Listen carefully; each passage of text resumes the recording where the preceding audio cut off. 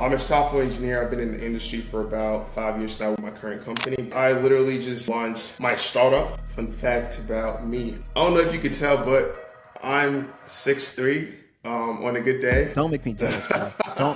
Don't do that. What was the hardest part about the application process and just trying to secure that first big boy I job? had a lot of notes, for sure. I remember the whole interview lasted for about 5 minutes. He was like, you know what? I'm not going to waste your time. Just good luck with you.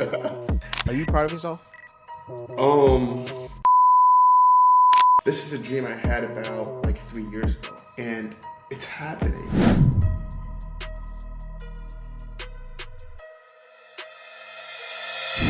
And we are live with my brother Ferdie. What's up, bro? Hey, let me check how's it going.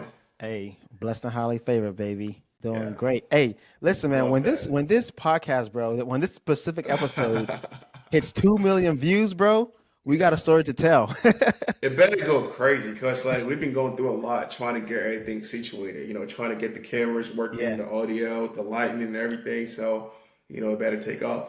bro. They don't want us to succeed, but we're gonna succeed regardless, bro. That's Hell what yeah, happened. So real quick, thanks for coming to the podcast, bro. I was telling my wife, I was of like, yo, course. before I started this podcast, I was like, yo, like, I'm not sure who would say yes to my invites, but I hit you up and you're like, yo, say less. Let's make it happen. You know what I mean? So for your Absolutely, time, for you just being here, I know you're always busy, bro. Appreciate you, brother. It's of an honor, course. man. Legit, Of bro. course, I appreciate it. And, obviously you've been doing a great job, and I've been, following your page since the beginning, since the first episode went live, even before you started thinking about, launching the podcast and recording the first episode, putting it out and everything. I've been, watching along every step of the way. And so far, all the conversations that has happened on the podcast, with the little bit of snippets and stuff that I see on Instagram, has been so insightful. You've always had great people on the podcast. So I'm honored to, be a part of that list and to be here, talk about my experience and Yes, just sir. learn about each other. Yeah, for sure. Hey, let's go, bro. So usually, I do like icebreakers and like fun segments on this podcast.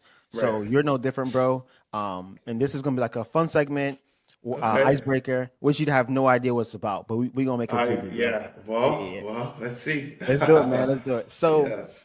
so if tech did not exist, if there was no such thing as tech, bro, like what would you be doing right now? What would I be doing right now if tech didn't exist? I was a good soccer player when I was growing up. I not once did I ever think I was gonna want to play sport, play professional sport. Yeah. But I was pretty decent. I was good. I was pretty good. So maybe that. What position you Um, play? I play center mid.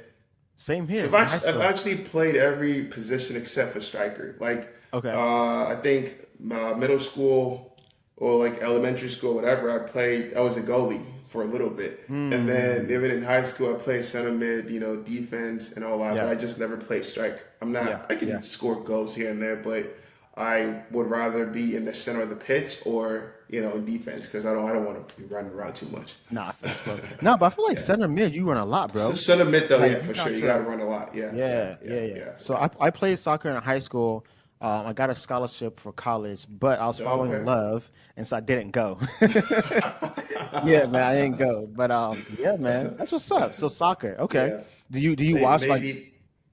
Yeah, go Oh ahead, go ahead. man. I mean that's kind of like my only source of like entertainment at this point. I Okay. don't really watch TV or anything like that. So for the most part, if I'm gonna be watching TV, it has to be soccer. So like the Yeah, Champions League, and the funny thing is, I don't really like American soccer with the MLS. I mean, I'm out here in Austin, but I've never been to the Q2 Stadium to go see a game there because I'm just not really interested. yeah.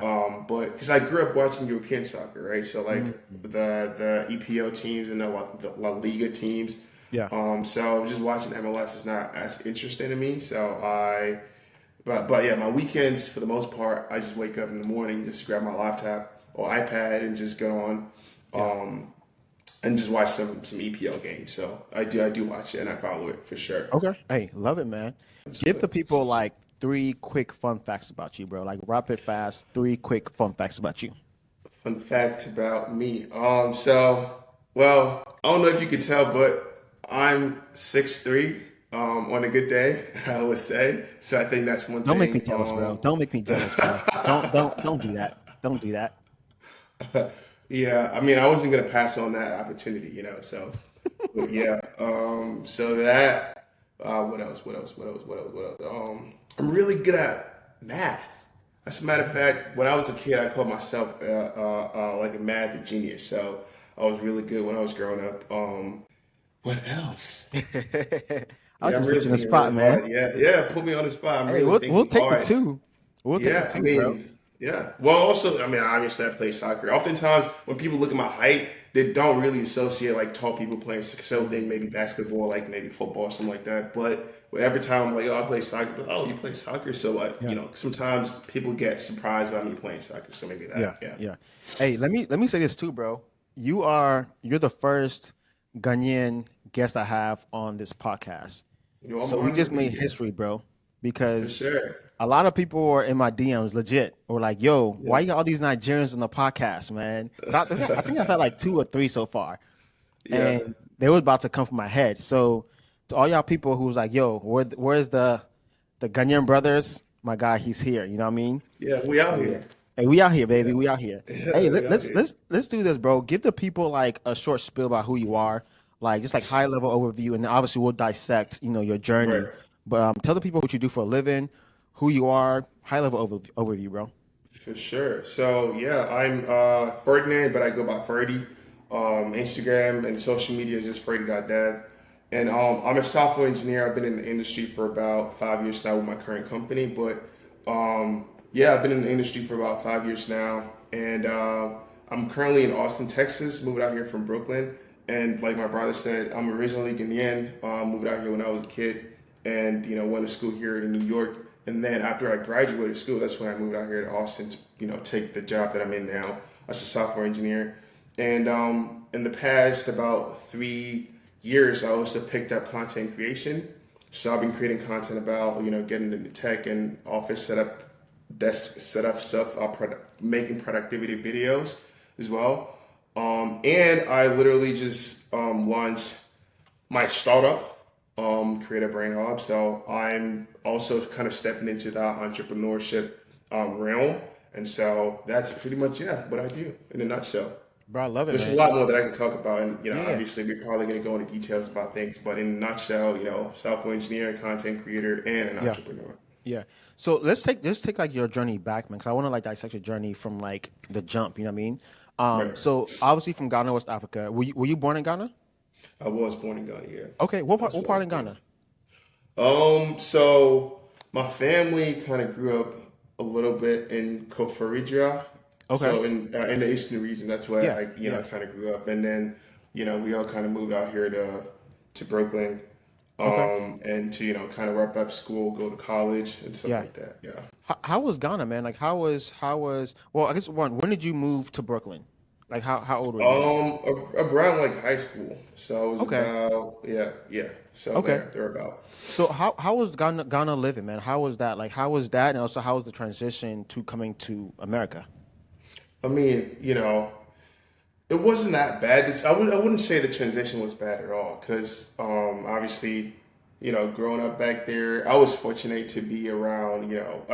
I always kind of want to give credit to my parents because they were able to put me and my siblings in like positions to be able to have good education and have some benefits that not everyone probably had, right? And with regards to the transition, coming out here, we already knew how to speak English because that's what everybody speaks over there. And we've had families all over the world who like we interact with and visited. So we were kind of exposed to that, the American culture and the Western culture, I would say. Yeah. So it wasn't a big of like an adjustment. Like I said, the language, there wasn't a big barrier there. So once we came here and everything, it was, and I already had family here, so it was like a very kind of seamless integration. Obviously, we had to go through some hurdles with Yeah. certain things, but it wasn't as intense as Yeah. it probably would have been if there was like a language barrier. Yeah. Yeah. Were there like any culture shifts at all? Like besides like the obviously the English wasn't a problem, right? But was Yeah. there like any kind of like culture barrier, like food, weather? Obviously, is a lot colder here than in Ghana. Was there any kind of culture shift? So obviously, it don't matter where you go. There's always going to be some, people do things a little differently regardless of where you're at. So definitely, the weather was one of them. Obviously, New York do experience really cold winters, and so there was a bit of a shift there, an adjustment there. I remember my Yeah. first winter, we had to go out, go get jackets and stuff. I had to prep for the winter that was coming in the fall, as a matter of fact. So yeah, that was definitely one of them, and I would always say, especially since it was New York, that the first state that I lived, well, the first city that I lived in when I moved out here, being New York, New York is a lot. There's a lot going on in New York. The train systems, the bus Hmm. systems. It definitely takes time getting used to it. Yeah. So that was a bit of uh, a challenge, I would say. Or that was a Yeah. bit of a new environment that we had to get adjusted to. So for sure. Yeah. Yeah. So let's talk about like schooling, bro. What did you want to major in college? Yeah. Initially, when it came to, going to college and stuff, obviously growing up, I didn't even think about, engineering or software engineer. That wasn't a thing that I really thought about because I was really good at math. I just thought being good at math meant you had to do something related to finance or like accounting or Mm, something like that. And so I did take some classes in accounting in high school, and I didn't really like it. mm, It wasn't what I thought it was going to be. I yeah. didn't like the economics and all these different, math or like finance courses. Those were great, but accounting in particular, I didn't really like it. So when I was, about to go to college, we sat, my parents and I sat with an advisor who also happened to be a Ghanaian. So he was very honest with us about, what we should consider. And he had suggested, going into tech. At the time, I didn't even know a lot about coding or anything like that. And so that conversation with that advisor, so I always do recommend that, if you are about to go to college and you're not sure exactly what you want to do, it's really good to like have people around, people in your corner that you can have conversations with, ask for some advice and guidance, and hopefully they can, steer you in the right direction. So the conversation with that advisor, for me, really kind of helped a lot because he kind of nudged me in that direction to go into the tech world. And then I ended up taking computer science, and obviously being pretty good at math and with computer science, I knew that you got to take a lot of math classes, right? And so for me, computer science, sure, I got to do Calc 1, 2, 3, and all these other math courses, so it kind of works out. So let me just go into that. And so my first time that I wrote my first line of code was probably my sophomore year in college, where I had taken a class that required us to, like do like a little bit of coding in Python and stuff. So that was the first time I even knew about writing code. But then also the first few classes that I took in computer science it came a little bit easier to me. I was able to kind of sail through it without any problems. So that made me kind of like enjoy the whole journey of like having to create things from scratch and write little code to be able to do things, get output and stuff like that. So that's how everything kind of peaked up for me. Yeah, I love it, man. So like how's the college journey like the college journey period? I mean, was there a time where you were like, yo, like this one's getting hard for me? Because I know like this is your first time you've ever heard about coding. You've heard about, tech, right? Or were you just Yeah. partying? Like, how was college, man? So I would say that I personally didn't have that, traditional college experience compared to like a lot of other people. Because I Okay. went to college in New York, and I was, going to college from home. And I had, like part-time jobs and internships that I was doing as well. So I didn't really have time to like, do a lot in school and party and, Oh, do all so these things. you weren't living on campus. You were like No, commuting I back from was home. not. Yeah, because I was The getting the back whole and four forth. Yeah, years? back and forth. Yes. Yeah. Okay, Yeah. okay. So for me, and like I said, I already had like, like part-time jobs that I was doing and internships and stuff. So for me, it was just going to school from work or going to work from school. Yeah, And so yeah. like it was just, back and forth. Um, but I would say that with the challenges that, you brought up, the first few years in college was a breeze for me. Mm, If I'm being honest here, it was fairly straightforward. Like I, already explained with some of the classes that I had to take, like the first, and then I think I learned C++. The school that I went to, it was C++ for the most part for some of the computer science classes. Okay. The first C++ class that I took was pretty good. The second one wasn't as bad. My the my work the worst time I had to experience in college was, I believe, my first semester of my junior year, and I was dumb and stupid, so I took uh, algorithms, data structures, and I was majoring in math as well when I was Okay. Okay. computer science major, math minor, and then Yeah. I took differential equations at the time in the same semester, and then some other two courses or whatever. So that was like my worst semester ever, Mm. and I don't recommend people to do that. Like, because data structure is one of like the most important courses as a computer science student. Yeah. Algorithms is one of them too, and they are difficult. It's really hard courses. And I didn't really know better. I didn't know any better, right? So I just thought, oh, these are the classes that I got to take, to be able to enroll in other classes the following semester. So I just Yeah. kind of went in. And it was a brutal semester. Thank God I was able to, pass all the courses that I took that semester, but the grades weren't that great. Yeah. Yeah. But so that was like one of the, and I learned a lesson from that experience, right? Because when I was going through college, like freshman year, sophomore year, I was just doing it by myself, right? Just going to class, like I had mentioned earlier, going to class and then go home or go to work, and just go to the library to just do things by myself. Didn't really have friends around or anything like that. I didn't care for it because I didn't need the help. But after that semester, I came back the next semester and I'm like, yeah, I'm not going to try to repeat that same mistake. I'm going to now talk to people, try to make friends, because it does help out a lot. And it made my second semester in junior year and my final year, it made it a breeze. If I didn't understand something, I could just go to a friend and they could spend, you know, like 20 minutes to explain it to me, compared to like me having to sit in the library for hours trying to figure things Yeah. out by myself. Talk to me about like the tail end of college, right? And applying for jobs, right? Right. How was that? How did you get your first job? Did you get any kind of internships? Talk to me a little bit about that, bro. Yeah, so I was lucky to be able to secure an internship. I think during my sophomore year. So I had an internship throughout college. So I did the same internship for about like 3.5 years. Nice.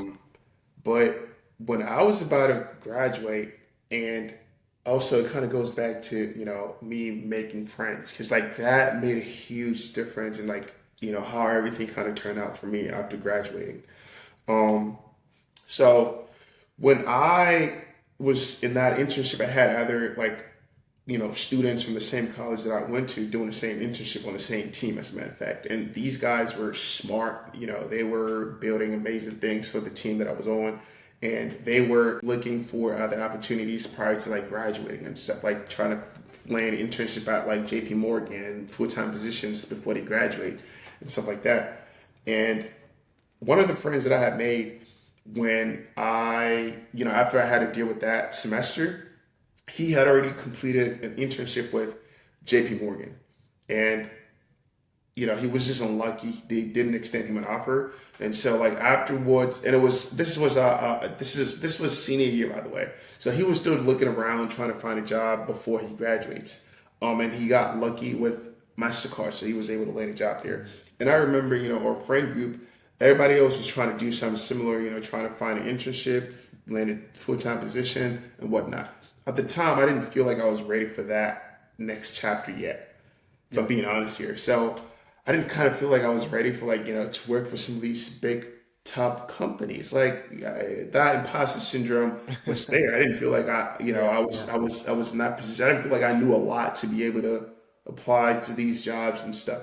But being around that circle, kind of motivated me in a way. And also I was able to like benchmark my abilities to some of my friends who already had opportunities with like MasterCard and JP Morgan and some of these top companies. And I'm like, okay, we're not that far Mm. off. Like Yeah. I Yeah. could do it.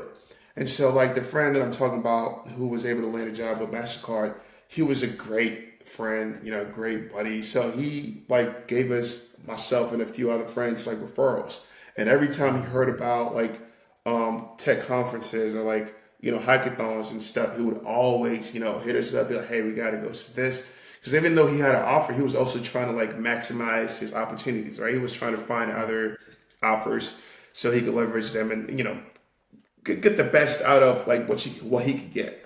Yeah, yeah. So he was a great buddy. Like every time, there's a tech conference happening, he'll reach, hit me up and then try to, book me a table or something like that so we can all go and stuff. So that played a pivotal role in me kind of like feeling that, okay, like I may be ready for this new chapter. Yeah. He actually, yeah, gave me a referral to MasterCard. I interviewed there. I didn't get it, but that kind of like set the premise, right, for everything. Yeah. So I'm like, okay, I Yeah. was able to get through these interview processes. So I could definitely do this. I could definitely apply to other companies and be able to go through the interview process. And hopefully, as long as I keep doing that, eventually I'm going to get some. And so Yeah. that's exactly what happened too. Yeah. Yeah. What was the hardest part about the application process of trying to get a job, um, and just trying to secure that first big boy job? Like, what was the hardest thing, man? The hardest thing was just accepting and having to like deal with the no's that you get. Because like The those are rejection phase, inevitable, huh? right? There was yeah, exactly. Those are inevitable. You're always gonna get a lot of no's, and then eventually I have an interesting story to tell actually. Yeah. I had a lot of no's for sure. A lot of no's. And the story that I'm talking to was an interview that I had with this company. It was back I think it was based in New York, so and I was back there too. And I remember the whole interview lasted for about 5 minutes. I ain't never heard about an interview lasting for The 5 minutes. the whole interview lasted for about 5 minutes. So we got on the call and he was like, "Hey, I'm XYZ from this company. I'm looking at your resume, blah blah. Okay, let's just jump right into it. Do you know, this like tool?" And I'm like, "No." Do you have experience with XYZ? I'm like, "Oh, no." He was like, "You know what? I'm not gonna waste your time. Just good luck with you." He said that? Yeah, He said because that's like crazy. it clearly wasn't a fit. So Mm, obviously I was not what they were looking for. Plus, yeah.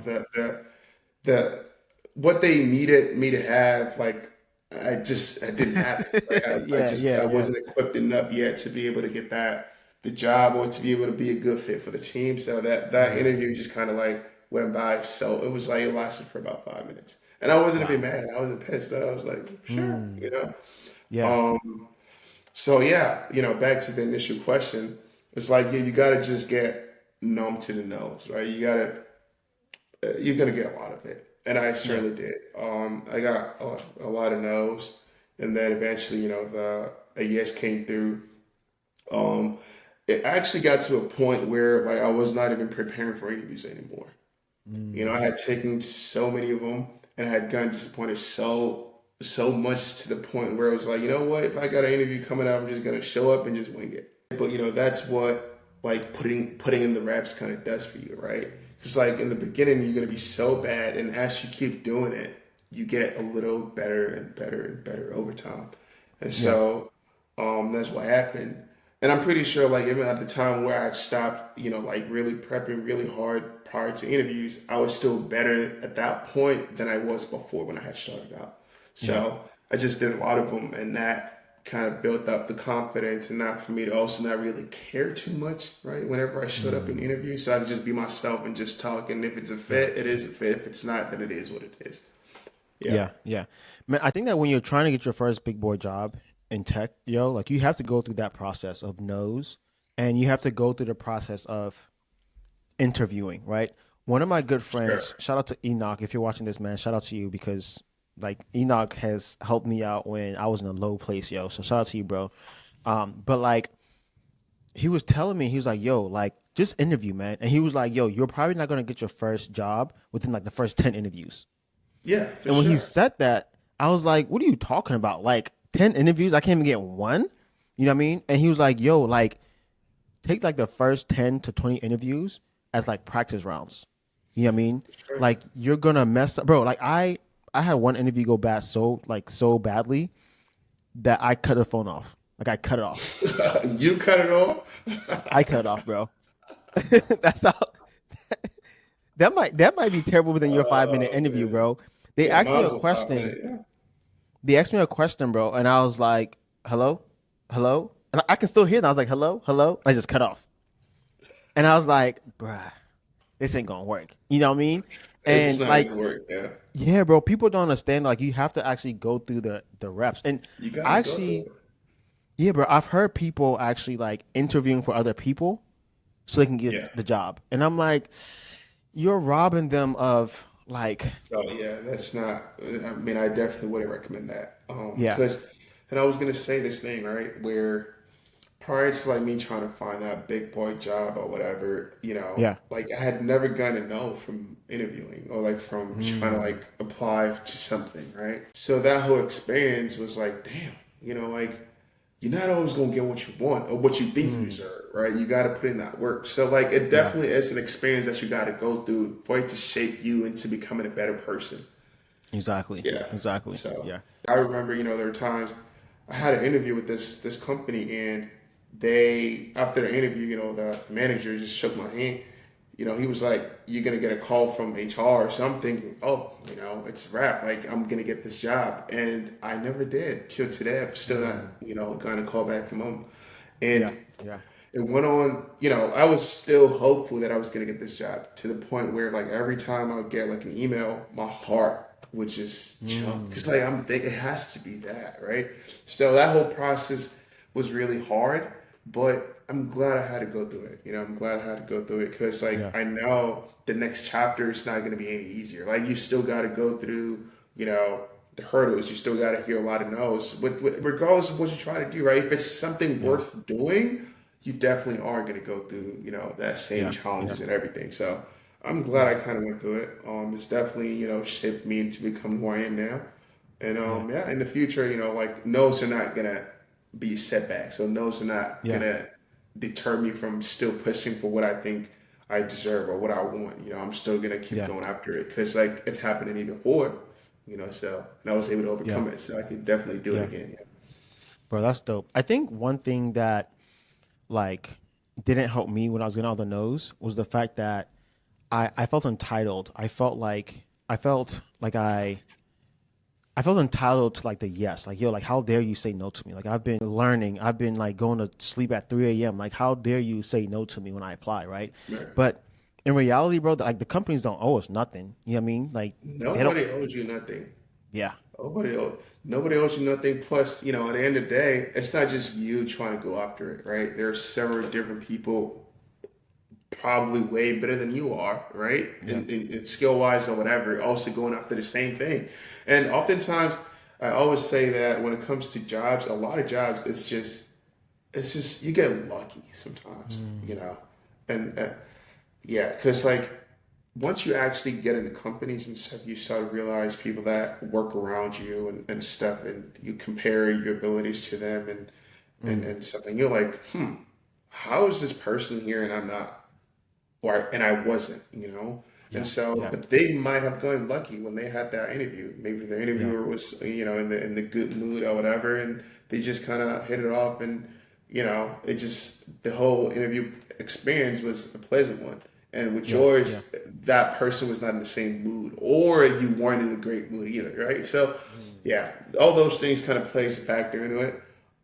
But yeah, What would you like tell that person who's gotten like 50, 100 plus rejections, right? Like what is that like one thing you would tell them to like encourage them to keep on going? Or should they just stop?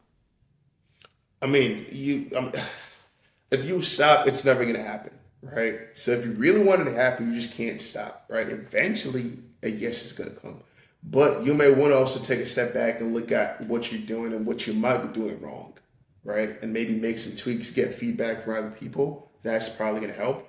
But one thing that you can do for sure is stopping, because the moment you stop, everything ceases. Nothing is gonna happen no more.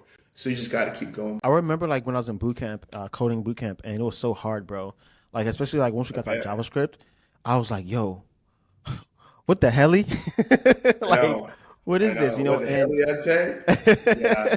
It's like boot camps, and I'm not sure exactly when you had to do yours, but back in like 2020, 2021, it became a yeah, thing. And the process was just crazy, where like yeah, bro. everything is just put together. It's like a crash course where you got to finish 6 it in months, like three three, months. 6 months, 3 months, something like that. And it's like there's literally no time for anything else. And it's just back to back to back to back, like long hours as well. Because I know my brother had to do it.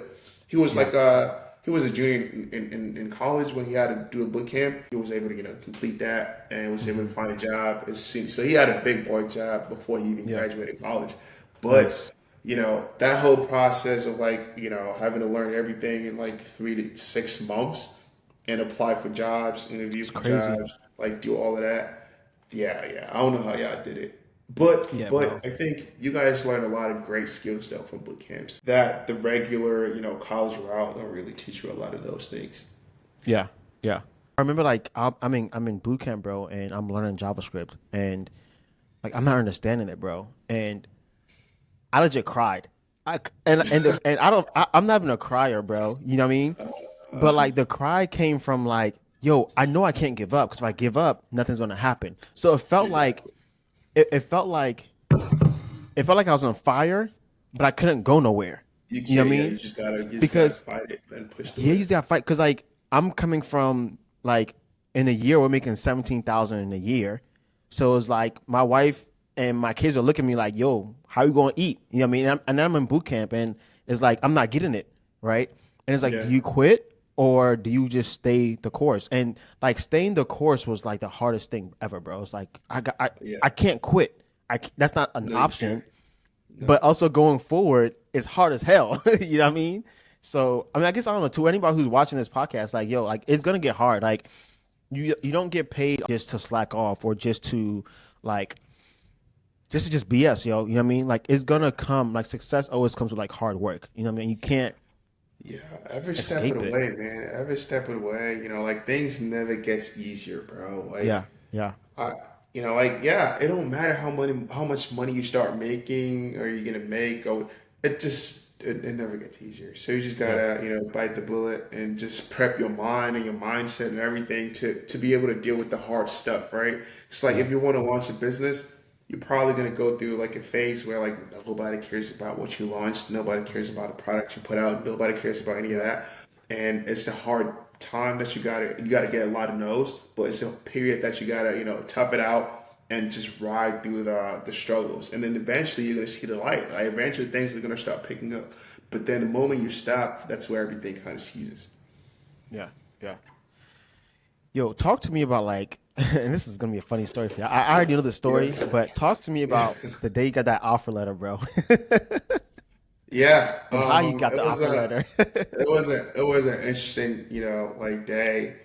So like during the time, I was just applying to like several different companies, and I was just taking interviews like left and right, like any time of the day, taking interviews and stuff. So I had a interview for this company where I'm at now, and I had another interview that I was taking at home. So it was like one of those they call it like on site interviews. So it's like a whole day interview where like you have like 4 or 5 interviews back to back to back to back to back. So I was doing one of those, and the first two parts of I think it was 4 different interviews that day, Hmm. and then I had two earlier, and then I had like a little bit of a break just to like relax, get something to eat, and then come back to have more interviews. And so I had taken the first two, and then I was just kind of taking lunch or whatever. My dad was actually home at the time. I think it was on a Tuesday, and I just got a call. So I just got a call from a random number. I picked it up, and it was like, "Oh, this is HR from blah blah blah. I want to extend you an offer." And then I was already in the middle of like another interview. So I was like, "Oh, listen, I already got a job, man.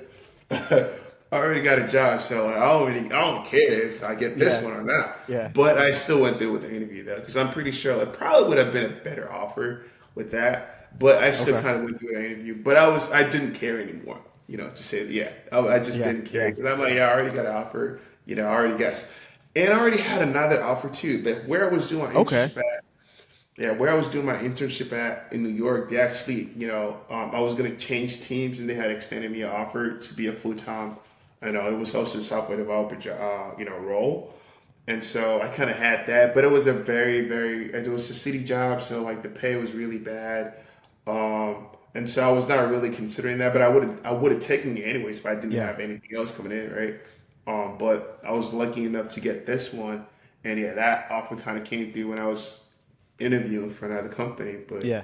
I was That's like, yo, crazy, bro. Like yeah. that's I would have been like, hey, I'm out. You're not even gonna take the next two interviews, right? You know what I mean? But no, I think shout out to you for still taking the interview because you never know, like if they would have given you an offer one on the spot or if it would have been like Exactly. better. You know what I Right. mean? So I Right. always tell Right. people to just keep on interviewing, even if you have a Oh yeah. job, like go for it. You know what I mean? You You never want know what you, can happen. you want to get the most leverage, right? Yeah, At the end yeah, of the day, like even if it's like your dream company or whatever, you got to be able to. The more offers you have on the table, the better decisions you are going to be able to make, right?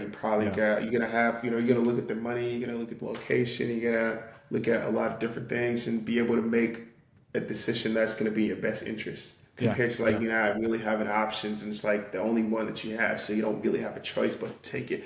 And Facts. that's what would have happened if I didn't get this job that moved me out here to Austin. I would have taken my New York one. It wasn't a good offer. You got your first offer. You got your big boy paycheck, man. How did like that first day you got your first paycheck, man? How did you feel, bro? Um, It definitely felt great. Mm, It felt like all the work that I had put in was I was starting to see something come out of it, right? yeah, yeah, And it was something that I had been looking forward to for a very long time to be able to land a job. Because I also have friends who like already had offers prior to even graduating, so they were already going out to like different states and stuff like that. And yeah, so I was kind of like waiting on my turn, essentially, for me to be able to also get a job, and do exactly what I want to do, so I can also move away or whatever, and then start my own life. So it definitely felt great. It felt good that I was able to land a job. Also, kind of doing it by myself, right? It wasn't like nobody like held my hand to try and help me with the job. It yeah, wasn't like yeah, that. So that definitely felt great that I was able to accomplish something by myself. yeah. And yeah, when that, I'm not even sure exactly what I did with that, but I probably had some commitments, like I had moved to a new place, so, set up, like, get my apartment together, car, all that, things, having to get those things situated and stuff. Yeah. So, but it definitely felt like I had, what I had been working towards for a very long time was kind of coming to fruition. So that definitely felt great. Dope, dope, man. Hey, let's talk content creation, bro, because you're also like, Yeah. besides being a developer, bro, you're content creation, you're a founder, you're Yeah. CEO. But let's do this first though. Like, what made you delve into content creation? You have your big Yeah. boy job, you're good, but what made you want to jump into the content space? When I was about to graduate college, um, when I was going through that whole phase of trying to find a job and trying to get an internship that was good and try to imagine myself being in that position, as a developer or working for some of these big companies and stuff. When I was going through that whole phase, I was trying to reach out to like a lot of people that I possibly can, right? Try to solicit advice, try to get advice from them, try to have them look at my resume and make recommendations for things I could change, trying to get referrals and stuff. And I know how hard that process was, right? I was specifically kind of looking for people that look like me, probably came from where I came from, and people I had things in common with. And again, through that whole process, I did send out a lot of emails, try to reach out to people through LinkedIn, and I wouldn't even get a response back, right? So for me, I was like, okay, I know how hard it was during the time when I was trying to find somebody who looks like me in the position that I'm in now, right? Try to get advice, just try to be able to talk to them, see what's like, even when I had an interview coming up, so I could get some insider advice or whatever, and then I could kind of leverage that when interviewing. And I know how hard that whole process was. So after getting the job and everything, I was like, okay, how about I start putting myself out there and become a person that others who look like me can also come to and ask questions about how to break into tech, how to be able to interview, forward their resumes to me so I could look over it and be able to make some suggestions and try to help people out. Essentially, that was, the whole thought process or the mindset going in. The other reason was, when I'm a hustler. Like I always had like multiple jobs. Like even when I was in school and when I was in college at the time, I had my internship job. I was still a tutor in school, so I always have different things going on happening for me. And Yeah. so even being in the space, and having a job and everything, I knew that I wanted to do more. And eventually, I knew that I was going to either start a business, launch a product, whether it was going to be like a service or like a tangible product or whatever. So, and I knew that I was going to need an audience to sell to, right? Whatever it is, you need an audience to whether sell to, get feedback on, to get people to use your product. And so that was like the second reason for me getting the content creation to be able to, build an audience so that when that time comes and I have a product that I want to, sell, get feedback on or whatever, I would have like an audience that, you know, I can leverage for Yeah. that. And so those were the two main reasons for why I got into content, and I feel like that's what I'm doing now. Yeah. Till Yeah. today, I still got people, coming through, in the DMs, emails with their resume, and I try my best. I'm not always able to, answer everyone and get back to everyone, but I try my best to be able to, set time aside and respond to some of the emails that come through, the DMs that I get, and stuff. So I'm just trying to give back to the community, and then also obviously be working on the project, that I'm sure we're Yeah. going to talk about in a bit. Yeah. Yeah. Now let's talk about it, bro. So, well, one before we do that, let me say shout out to you, bro, for because your content is actually like it's A1, bro. I remember the I first time appreciate I it, man. stumbled across your content, and I'm like, yo, this guy is like legit. Like the quality, the ideas, like how do you come up with ideas, bro? Because I feel like it's always like a fresh new idea on your page. Like how do you come up with these ideas?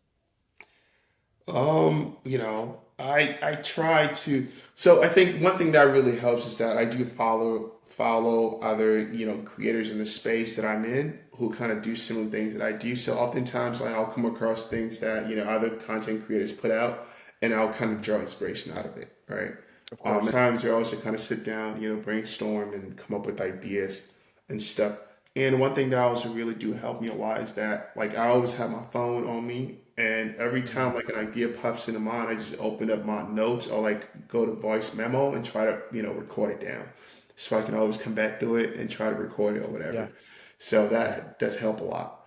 But yeah, I appreciate the kind words about the content that I put out. It's Legit. definitely Legit. a challenge, having to always like produce and create something for your audience, but it's been a great experience and it's been able to open a lot of doors for me. So I Yeah. Yeah. definitely do Yeah. appreciate that Yeah. side of my journey. Yeah. Yeah, no, I love it, man. Hey, let's get like right into it, man. This is honestly like, I know this is my podcast, but anybody who knows me knows that I love putting people on. I love to like highlight other people what they're doing, Yeah. especially if it's like legit. And like I Yeah. said, you're a CEO, you're a founder, you're creative. Like you have a brand, you have an app. Like talk to the people about what you do on the app side, how like the name of the app, Yeah. what you are solving, what values you're bringing. Like let's talk to us about that, man, because I think I Right, think for you're doing sure. some good stuff, man, in that space. And yeah, I do appreciate, the opportunity for sure. So obviously, being in the creative space for about 2.5 years now, I've had the opportunity to work with a lot of great brands, like Microsoft, like Meta, you name it, Indeed, and whatnot. And through that whole process of like working with some of these brands, I was able to identify a gap there, because oftentimes when some of these brands do reach out, they're paid collaborations, right? And they're proposing a pay, and you'd want to negotiate, but there's no clear way to negotiate because you don't really know, right? How are they paying some of these other creators, right? What kind of budget do they have? Like you don't know. And also over the years, like I've had other creators kind of reach out whenever they have like a brand that I've already worked with, kind of reach out to them, just try to figure out, how the process was like for me and, what the rates were and if they can get, a lot when it comes to compensation out of that, right? They're trying to leverage my experience with the brand so they can use that in their favor. And so clearly there was a gap there. And so I came up with the idea to create a space, a marketplace where, creators are going to be able to review brands they work with just to help other creators stay informed and also to be able to provide opportunities to other creators, especially the ones who are starting out, to build a community there that people could just, bounce ideas off of each other, be able to ask questions about, pay in the creative space and help creators in that regard. So yeah. The name of the app is Creator Brand Hub. Creator Brand Hub. So yeah, it's to promote paid transparency in the influencer space and also provide opportunities to creators. And obviously we have a lot of creators in the platform. So we offer those creators to brands who want to be able to get access to, UGC creators or whatever, just to help them tell the stories for their brands and promote their product as well. That's dope, man. Yeah. So like, how did? And it's probably like a duh question, but how did like the name come about? Because I feel like the name and what you're trying to do is like very much in sync. Yeah. Like, how did the name come about? I don't know. Actually, I was, I sat down with ChatGPT one day, just, trying to figure Hey, out shout out a good, ChatGPT. right, trying to figure out a good name for it. But I just kind of settled on, Creator Brand Hub, and I purposefully put the creator first because Yeah. that's the whole like concept here, right? The whole one of like our mission statements is to put creators first. Like I just want to put because I know the struggles that creators go through, right? And there are several different apps out there that are kind of doing similar things, but they kind of cater to the brands. But then I wanted to do something different. I wanted to put the creators first. So that's Yeah. why Yeah. that's pretty much what how the name came about. Creator, Yeah. brand, and hub. Yeah. That's dope, bro. Yeah. So who's the developer? Like, are you the one developing everything? Like, who is? You have a Yes. team? Like, how's that going? Yes, sir. So when it comes to the development, is my brother and I. So we, we are a family of four. I have an older sister who's a nurse, and then three boys. And all the boys, we kind of did computer science or computer engineering, computer information systems in school. So we all are software engineers, and one of them just actually lives, here with me in Austin. So we kind of, geek around and we bounce ideas off of each other. And Yeah. yeah, when the idea came up, I remember, I think it was one Saturday, we just kind of sat down, grabbed, a board, we started, writing things down and started working on the database, creation, the tables and stuff. So the first line of code for that app, my brother and I worked on it. And it's been about 9 months now. We're still working on it. We went live about 2 months ago. And Yeah. it's been great. The influencer creators have actually been open to the platform and the opportunities that's providing to them. So it's taking off in that regard. But we are constantly working on the app. Like yesterday, I was actually charging my car at a supercharger, and I had my laptop on my lab just coding. Yeah. So Yeah. the team is just my brother and I, and we work all hours of the day, try to provide a great experience for the users on the platform. So Yeah. I we are love it, doing the man. coding ourselves. Yeah. Yeah. What's under the hood, man? Like, what stack are y'all using? So the front end is Next.js, TypeScript. Okay. The back end database is Superbase. So Okay. Superbase is a great tool, and I actually do recommend it to like a lot of people who want to work on project, like folks who want to start, their own startups. It provides you with like it kind of handles authentication and everything for you. So like it makes that whole process a lot easier. It helps you ship faster as an entrepreneur. So it's definitely a tool that I would recommend. But yeah, so we use Next.js and TypeScript for the front end. The back end database is Superbase, and all the APIs that we have are written in Python Fast API. So that's what Nice. Nice. the Nice. back end I is, love it. yeah. And then we use like resend to handling all the messaging and the emailing and stuff like that. But yeah, What do you see yourselves in like 5, 10 years, man? 5, 10 years, we just see ourselves being the platform that literally any creator go to if they want to do research about a brand they're about to work with. So, Global. Yeah. currently, with platforms like Levels.fyi, like Glassdoor, like Fishbowl, these are apps that if you got an interview coming up, or if you're looking for a job, that's where you want to go to. You want to Yeah. go do research about, the interview that you got coming up. You want to go apply for jobs. You want to go do that. You want to go there, do research about, the job you got coming up. So in the next few years, I mean, 5 years is a stretch, but in the next few years, that's what we're looking for Creative Brand Hub to be a very, Yeah. to be an app in the online space where when it comes to, brand campaigns and creators looking for information about campaigns they got coming up, when it comes to even brands who want to publish campaigns, who want to be able to access creators so that creators can help them, create UGC videos for them, Yeah. create content for their product to help them promote their product. I want in the next few years Creative Brand Hub to be that, application, that company that everyone is going to be able to, gain insight into the influencer space in general. Yeah. No, I love it, bro. Hey, are you proud of yourself, man? I feel like you've said a lot from like Ghana to college to, getting all the rejections to everything, man. Now you have your own app. Like, are you proud of yourself? Um, yeah, there are times where I feel like, I've come a long way and I do take a step back and acknowledge, how far I've come and, the things that I've been able to accomplish. But also there are times where I feel like there's still a lot more to do, you know? Mm, So, but one thing that I definitely need to do more of is to take a step back and acknowledge how far I've come. Because like, if I'm building this app and going live, already having users on there, paid users on the platform, people reaching out with the support email about problems they're having and having to yeah. grab my laptop in the middle of the night to fix those bugs and stuff like that. This is a dream I had about like 3 years ago. I remember in my old apartment, I remember, just sitting down thinking, damn, like I want to have like a business, like something online that my brothers and I are working on and we're collaborating on a daily basis and actually building a future for ourselves. And it's happening.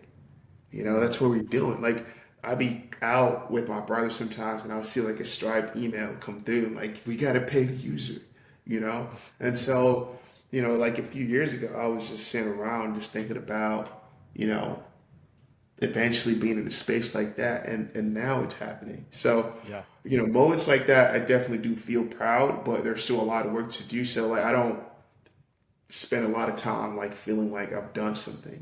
It's always there's more to do. There's work to get done. Yeah. So let's Yeah. let's put the celebration down and focus on the work and maybe we can enjoy it later or celebrate later. But I should probably take acknowledge those moments and embrace them more and just kind of take a step back and enjoy how far I've come and what I've been able to accomplish Mm, and celebrate the little wins and just keep going. But yeah. yeah, Yeah. it's been a go for me over the Yeah. years. Go go No, go. you're killing it, man. You're killing it. I appreciate it. Thank you. You're Thank you. killing it. Thank you. I think like as creators, bro, like you're saying, it's so hard to be like take a pause and see where you've come from. You know what I mean? Like even for myself, I'm like I see myself as like I'm just climbing a ladder, and it's like okay, I just checked off this box. Okay, cool, but there's one more box to get checked off. Let's keep on climbing. Exactly. You know what I mean? It's always And kind of like that. sometimes, yeah, and it's good to like you said, like stay hungry. You know what I mean? But also that balance of okay, let me celebrate the small wins. You know what I mean? Yeah, for sure. For sure. Those are Yeah, very yeah, important. I know, yeah. like, it's always the numbers thing, like you hit 20 creators and then you want to get like 50 creators on the platform. Well, Mm-hmm, okay, you hit that mm-hmm, milestone, and so let's try and mm-hmm. get, like 200 creators on the platform. So it's Yeah, always kind of reaching for higher heights.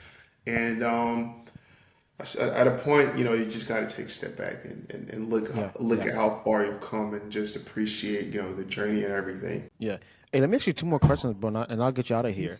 Yeah. First one is like, what or who keeps you grounded? Like when you feel like you're doing a lot, you feel overwhelmed. Like, like what keeps you grounded, man? When it comes to what really keeps me grounded is what it's the kind of life that I guess I want to provide for my family, and also the community in general, right? When people around me are having a good time, that's when I'm having the best time of my life, right? So with everything that I'm doing, everything I'm working on is to be able to, um, just get a phone call from my mom, for example, right? And be like, oh, okay, sure, I got it. It's gonna get taken care of, right? To be able to have a family that, I can do whatever for, I can provide for, and stuff like that. So for me, Biggest flex, man. that's what I'm kind of looking at and want to be able to do. And also like shout out to my moms and pops. Growing up and stuff, we were, and I already stated it, stated this in the beginning of the podcast. Um, they were able to provide us with, a good life, I would say. And the parameters are different, but I want to be able to provide that kind of same level of, or even better for my family to be able to, hey, we want to do this for summer, sure, let's do it, and not have to worry about finance and any of that. And also the community, right, to be able to help as many people as I possibly can.